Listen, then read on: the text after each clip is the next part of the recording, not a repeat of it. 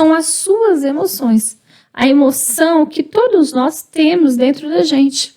É como lidar com essas emoções, como melhorar essas emoções, como tratar essas emoções. São das emoções, o fato da gente chorar, da gente sorrir, de sermos explosivos, de não sermos explosivos, de nos deixarmos deprimir, né? Nos deixarmos, né, deprimir. Então, é das nossas emoções no modo geral que eu tô falando para vocês, tá bom? E aí a gente precisa justamente falar sobre isso. Por quê? Porque, gente, olha só, a gente precisa saber lidar com as nossas emoções.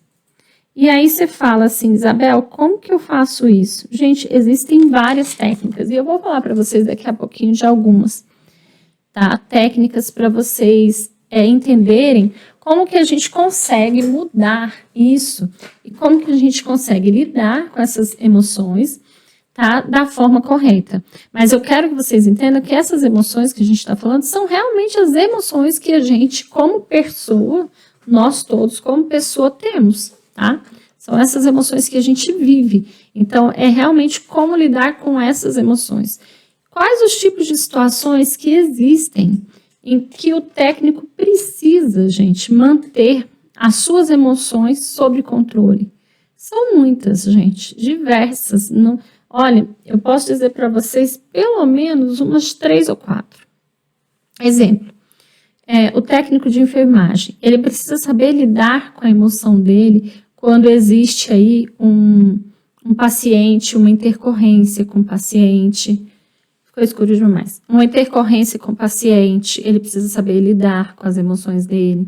Quando existe uma situação, gente, de uma situação no trabalho, assim, com o patrão, com seu próprio patrão, no qual você precisa manter o controle, porque, vamos supor, esteja você ali, o seu chefe, o seu patrão, o chefe da equipe e o paciente.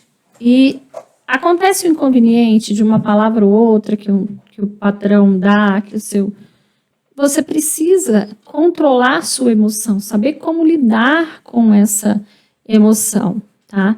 Então, assim, existem muitas, mas muitas situações que o técnico de enfermagem, ele precisa saber lidar com essa emoção, controlar a emoção.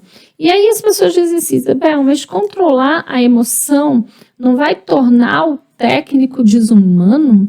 Isso não é a mesma coisa? Controlar a emoção é a mesma coisa que ser desumano? Não, gente, não mesmo, tá?